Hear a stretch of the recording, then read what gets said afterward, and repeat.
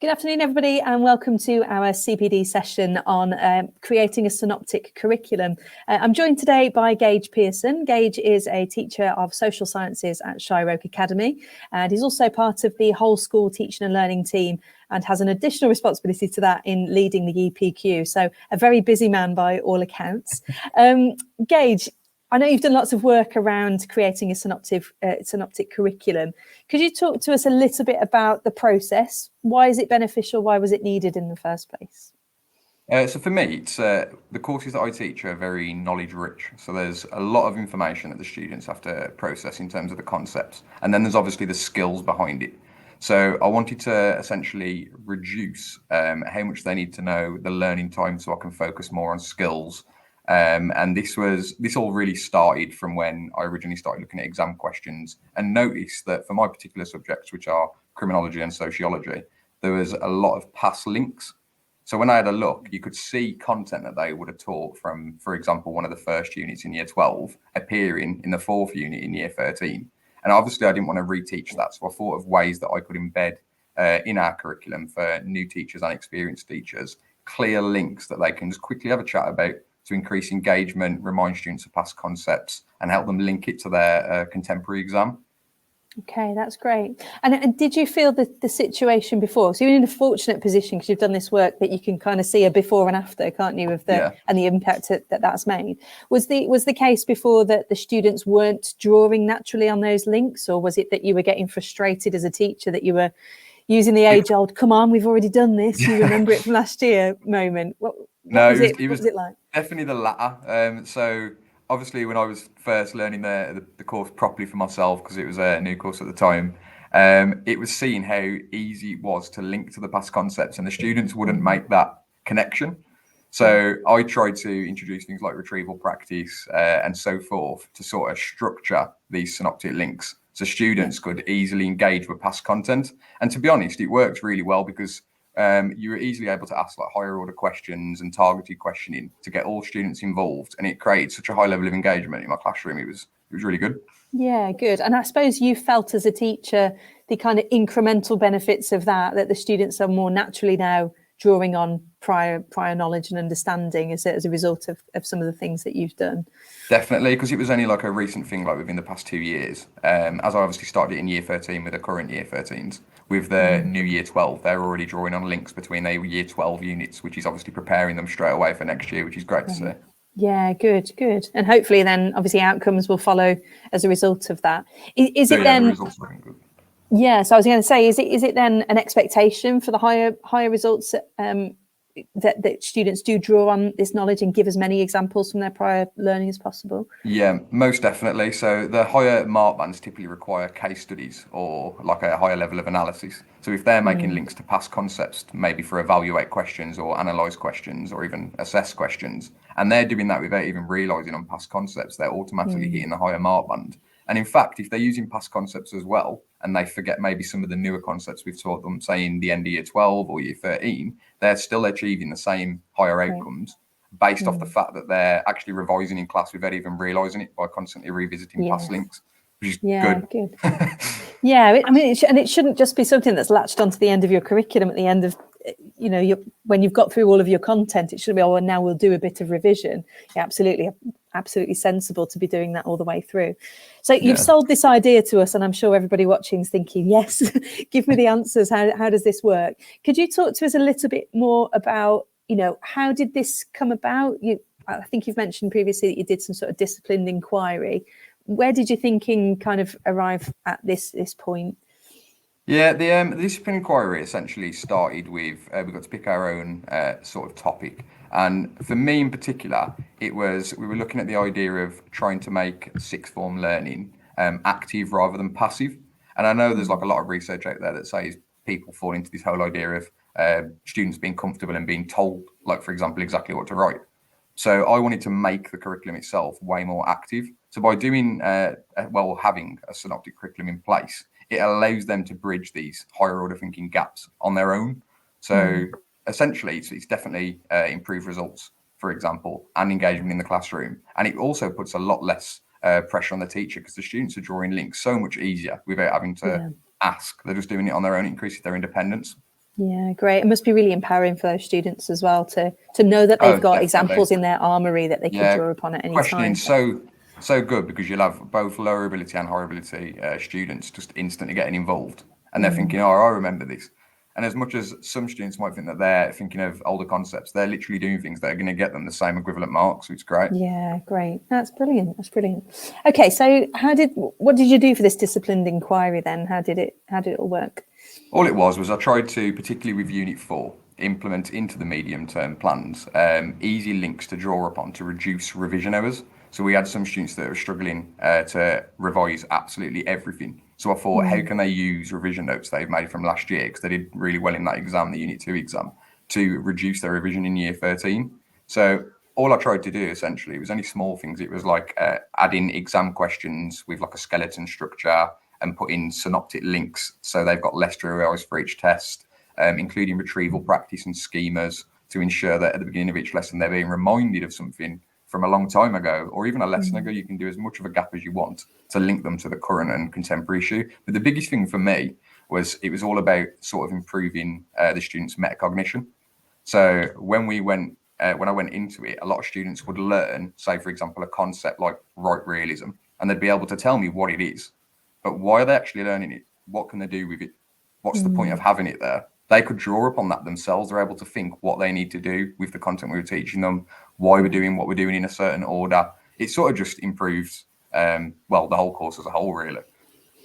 Yeah, so that sort of started your process of then embedding this properly into medium-term planning. And I think we've got an example on the board. If you could perhaps just talk us through these two examples, that would just help, I suppose, to exemplify it. Yeah. So on the board right now, I know it looks like they can join, but there's actually two different medium-term plans. On the left-hand side, you can see Unit 4, which is what they do at the end of Year 13. And on the bottom right, you can see Unit 2, which is what they do at the end of Year 12. Now, these are both an hour and a half exam that they sit like typically in the hall with exam-style questions. All I tried to do in the medium-term plans was on the left-hand side of each medium-term plan, we'll have learning objectives. And I added a basic topic title. For example, this one's called Describe Models of Criminal Justice. And I included a synoptic link section, which is just a basic overall look at how this particular lesson, which would have been in the Unit 4 medium plan, links to other units. Now, obviously there, it only says that it links to Unit 2 and Unit 3, but not specifically how. If you then go into the actual lesson and underneath it, there'll be a second synoptic links question, which gives, for example, new teachers or even experienced teachers ways that they can draw upon different types of thinking. So you can see in that particular box there, it says left and right realism, and you can't actually see it on the screen, but underneath would be a link to the left and right realism lesson in Unit 2. You can then go back, as you can see here, the next box is on the right-hand side. This is the actual left and right realism lesson I'm talking about in Unit 2. And it tells the teacher there, who's maybe teaching Year 12, how it links, what particular links it has. For example, it's got examples there like zero tolerance, London riots. Obviously, these are all subject-specific words I'm using, but it specifically shows a teacher who will know their subject, how they can draw links and perhaps reduce revision for students, improve higher order thinking. They could use those in a questioning task or a quick quiz. It's sort of free to the teacher to do with what they please at that point, but it's just making sure that those links are absolutely clear, if that makes sense. Yeah. So that question on the bottom, we have to excuse my ignorance here, but No problem. where you said, how can theoretical insights from Unit 2, such as left and right realism, is that a question that you would give to the students? I mean, i.e., are they synoptic links that open sometimes, or do they take different forms? So that will open up, but not just that. It's obviously for the teacher to think about as well. So it's saying, how can you link to theoretical insights from Unit 2, such as left and right realism? Those specific to left and right realism are the main two that link to get higher marks in that exam, which is why I put those there specifically. So when the teacher asks that and the students write it down, it's almost framed in their book, almost like the revision's done for them, and they look back on their content. Yeah. Okay. Yeah. So it's this kind of dual purpose of reminding the teacher and thinking, well, this is the content that's going to help students to access the highest levels of thinking as well. Okay, that's really, really powerful. And what I really like about this as a model as well is that for that Unit 2, the Year 12 teacher, that there'd be real benefit and real mileage in sharing, in the future, this is going to benefit you because of X, Y, and Z, or next year we're going to be covering this in greater depth and detail. Definitely, because when I first started as well, I would never have known that the left and right realism link that I'm teaching them in Unit 2 would even be beneficial in Unit 4. If you were the first time teacher and you've never taught Unit 4. So it's great for that to be there. It sort of reduces your workload as well, because you haven't then got to go back and do a revision lesson at the end, as you mentioned, like as an add-on. It's automatically in place for you. I think the difficulty is as well is when you inherit a curriculum yourself, is that you often see those things in isolation, don't you? We're going to do this unit and then we'll assess them, and then we'll do the next unit and we'll assess them. And obviously the thinking has evolved from that moment, but it is still the case in some places. That's really powerful. So could you share with us now, Gaige, what that might look like in practice? You spoke about a range of different ways that those synoptic links can be made and exercised in class. What does it look like for, say, a starter or a hook to a lesson, for example? So there's a few activities I'll walk through now, and you can see some research at the top of the screen where it states that retrieval is efficient at helping organise and integrate information, which can be applied as a skill. And it helps with time management, it helps with metacognition, as we talked about earlier. This is just an example from a Shire Academy that's been adapted, and it's looking at environmental measures, which is within criminology. And it's just a schema that wants them to draw upon different links. Now, there's already a lot of subject-heavy content in Unit 4, so this one is specifically for Unit 4. They would start off by walking into the room and they would try and draw as many links as possible. When we're stretch and challenging the students, though, there is some hidden links within there to Unit 2. So as you will see, there is actually left and right realism on there. There's some other words like biological, which the students will be able to draw upon. So when they've actually linked all the contemporary content that they're currently doing in Unit 4, they can then, as the stretch, try and create their own link. And it's, stretching them to be able to draw those links independently without having to then think about those when we then go on to do it within the lesson. So in this particular lesson, when I used it and we went on to carry on with this subject, when we got to the exam question, a lot of the students had actually drawn upon left and right realism and linked it to this specific topic in the exam question's introduction or in the conclusion, which allowed them to achieve higher marks, which was great. So it's just sort of embedding retrieval into every lesson and making sure that the retrieval you're doing is not just linked to what you're doing right now, but it also links to maybe last lesson, 10 lessons ago, a year ago. It just makes it a lot easier for the students, I feel, on understanding why they're actually learning what they're learning, if that makes sense. Yeah. And I can see real mileage in an activity like this, where you are ensuring that the students are able to make those links and articulate how those concepts or ideas link across a text. Across a unit or a series of units. I think what's really key is that what teachers do with that retrieval, isn't it? Is that, sometimes it's a temptation is, well, we'll put it on as a hook and then I've got to plow on with my curriculum. So, tough if you can get it. But just really making sure that moment is capitalized on. And what I quite like about this as an activity is that there's that two-tiered aspect of that. Here's the extra stretch and challenge. Can you now look at these particular concepts and link them across?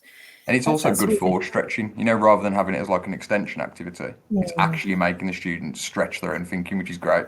Yeah. That's really interesting. Okay, so that would be a typical kind of starter or a hook into the lesson. What about when it comes to the end? If you'd have done your job properly and all of this synoptic stuff will have worked, hopefully get into a position just before exams where there's an opportunity really to show some of this stuff off and to hone some of those. So talk to us a little bit about this as a revision example. So I used this actually the other day, and it initially started off with putting a paper with questions around the room, and the students had to identify what particular assessment objectives met each particular question. Hence I tried to be funny with the name AO Let's Go, like the old delivery company. I did just notice that. I think it's genius. Assessment objectives, let's go. But you can see with the one we was talking about at the beginning, they're key concepts that's going to allow them to attain the bottom of the mark band, and getting towards the middle is going to be the due process model, the crime control behaviour, and the basic who, what, where, when. So if I'm getting them to revise, it can be in any way possible. You could use this slide. You could give them a past paper, set questions, or get them to look back in their book and identify the relevant assessment objectives. They will work through from AO1 through to AO3 and AO4. The red parts are the tasks in specifically, but we can see the synoptic side mostly comes in here. Mostly comes in here in the second part of the AO2. So if you have a look, they would have in AO1 actually mentioned what each of those models are. But in AO2, they're going to link, and within there is a set list of theories that are not just from what they're currently doing, but the past year. And that would allow them to then, when they get to AO3 and AO4, almost pit those different arguments against each other and draw upon how they can be used to evaluate. So it sounds very complicated, but they've got their 4 assessment objectives set out. They work through each of them, and all of them flow into each other. And the whole point of it being synoptic is that they're reducing their revision here and making flashcards, for example, that are a lot easier to acknowledge, because they're not learning ridiculous amounts of information in one day when they're revising. Yeah. So more linked to the cognitive load. Yeah. Can I perhaps play devil's advocate?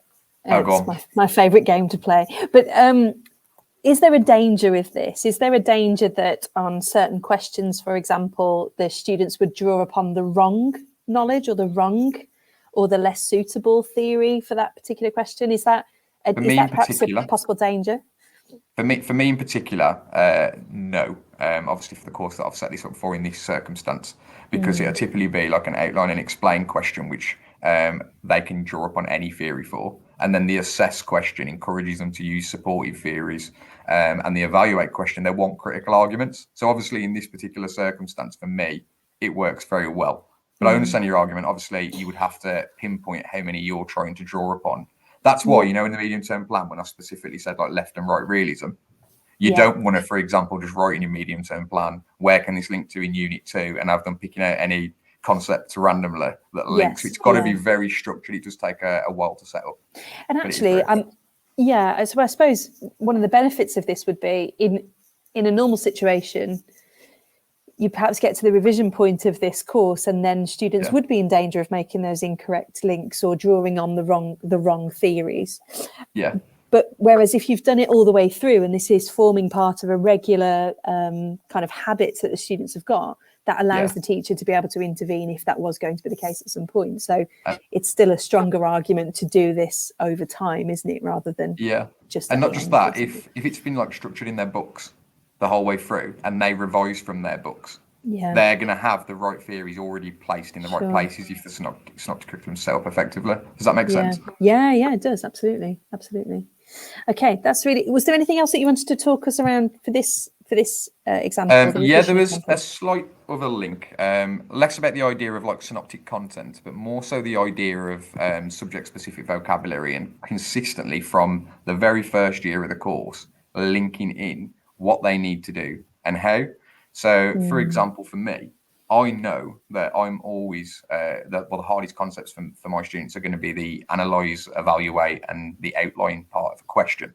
So you can obviously see on the screen right now, there are 3 just bookmarks that I give students. You can see sociology. I made the English language one with Rhiannon Farrell, who used to be with us, and the maths one I made with Gemma Birch. But you can see on the board, there's 3 different bookmarks. Essentially, each of those show similar words that mean different things within different subjects. So, for example, for me, I've had students come to my class. I've gave them a question that's got the word analyse, the command verb in, and they've started analysing as if they were English, which doesn't effectively work for my subject.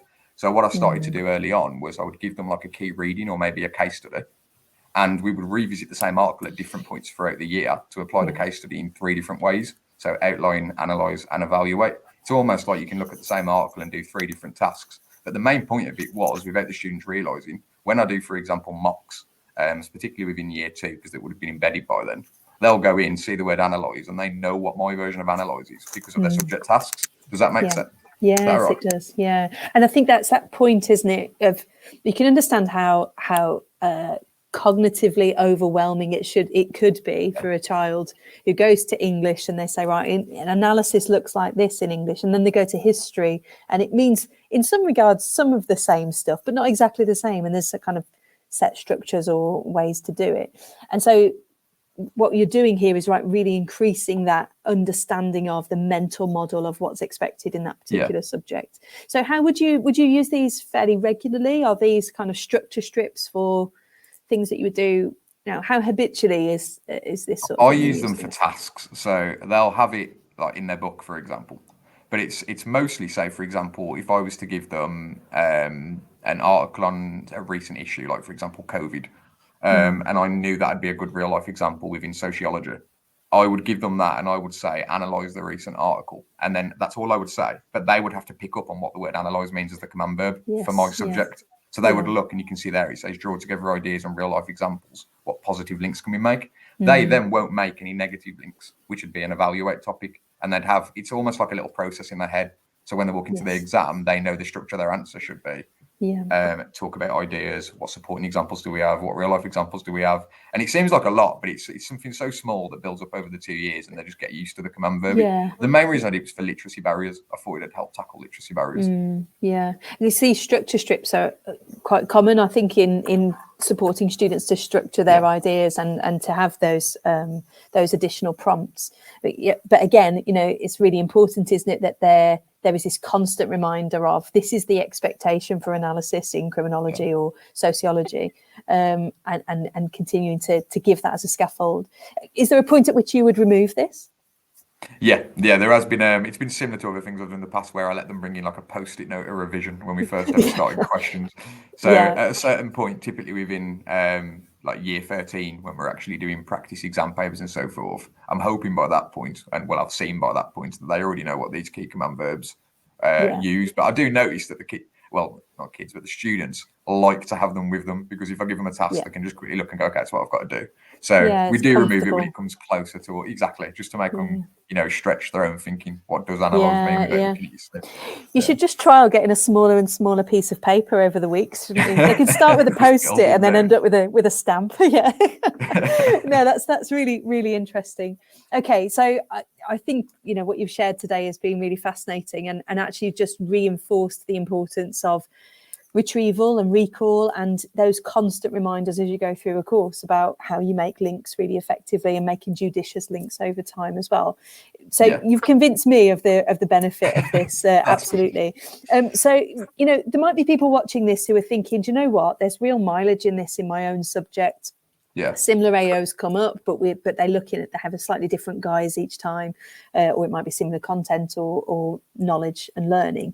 So what sort of advice would you give? If somebody was saying, I'm starting from absolute scratch here on building a synoptic curriculum for a unit or a series of units, what would you say would be the best advice for them? If it was for me, I definitely liked the approach that I originally started with. So for me to get my head around how it worked, it was mostly based off mark schemes and past papers. So I'd look at what particular content you have done in year 12, for example, that can be seen in year 13 mark schemes. And then what I would do is think of a question that can get students to lead towards that answer and put it within the actual medium-term plan. Like, for example, I saw there was concepts on left and right realism. So I wrote the synoptic question of how can this link to the theoretical concepts of left and right realism, and put it in my medium-term plan. But what that does is, obviously that takes a while to do, but when you have a brand new teacher, or maybe you're teaching it and you want to have a quick look, it reminds you that you need to make sure that you also cover this in this specific section. So that's where I would in particularly start. It would be medium-term plans and past papers. And that that could easily be something that you worked on as a team. I know you haven't probably got the luxury of a big department, but in sort of bigger departments, it would be a really good team activity, wouldn't it? About how do we make those links over time? Okay, so that would be your first moment. Find the links. Sit with all your exam papers and see where those things are. What would you do after that? So after that, it'd be, now you know where the links exist, how can you actually embed this? And not just as a, don't forget right realism, left realism links to this concept. How can you embed this in an engaging way? So my favourite way is to do questioning, targeted questioning. So I can ask students about the last lesson concepts that are lower to middle ability. And then I can stretch in front of the class, the higher ability students, on how this links to something perhaps we did last year. And then all the students would typically write down those links, and it's straight away structured within their book. So it'd be more so after that point, it'd be focused almost on your pedagogy. What particular tactics can you do? What schemas? What retrieval practice? How can you link this within lessons? But not as an add-on. You don't want it to be as an extension. So it's got to be a stretch and challenge. It's got to be a starter, a plenary, maybe a quick quiz in the middle. Something that they can constantly refer to without thinking that they're doing additional work almost. So you've got to trick them into doing it. But yeah, absolutely. And I think what really resonated from what you've just said is it not being an add-on. Is it, if we're trying to model these levels of thinking that we want the students to have in, again, being versatile in their thinking, but being able to cherry pick the right bits for the job. it is something that has to run as a thread throughout all of those lessons, doesn't it, rather than a quick add-on at the end when we're doing some revision. Yeah, really, really powerful. Is there any other advice that you would give to somebody starting this sort of way of thinking about curriculum? Just that idea of making sure it's active rather than passive. Like, it can't be something to just write down on the board, which is what I was like trying to say then. You've got to make sure that the learners are actually acknowledging why they're learning it. Why have I just randomly said you've got to do left and right realism? You need to understand why essentially the course is taught in the way it's taught. Why are we doing this first and this fourth? You need to know why everything is taught in a certain way, because it's the whole idea of metacognition. When they go to revise, do they actually know how to revise, where they need to start, where it links, which is why I try and build their book up in that particular way. Yeah. And perhaps I think what you've emphasised there is just that importance of not seeing things in isolation. Units that you teach across an entire course, they are all linked, and in many cases achieving something incremental in terms of knowledge, skills and understanding. We're making a mistake if we don't look backwards as well as forwards. Well, Gaige, that has been absolutely fantastic, and thank you so much for sharing some really important work here. And it's so great that's having such an impact on the students that you teach, and a wider impact in the school as well. So a huge thank you. Are you happy for people to contact you if they have any questions about today's session? Yeah, absolutely. Feel free. Great. So we'll pop your email address on the instructions to today's session. So if you have any further questions or want to unpick this a little bit further, I'm sure Gaige would be happy to give you 10 or 15 minutes of his time at some point. Great stuff. Well, thank you very much, everybody, and enjoy. Thank you.